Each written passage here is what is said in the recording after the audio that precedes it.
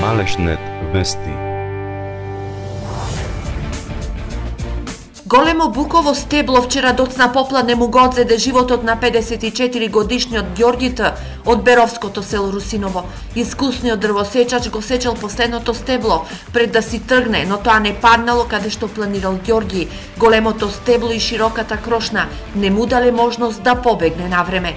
Соселаните веднаш повикале брза помош и се обиделе да го излечат Ѓорѓи од под стеблото, додека се уште давал знаци на живот, но несреќниот Ѓорѓи не ја дочекал лекарската помош.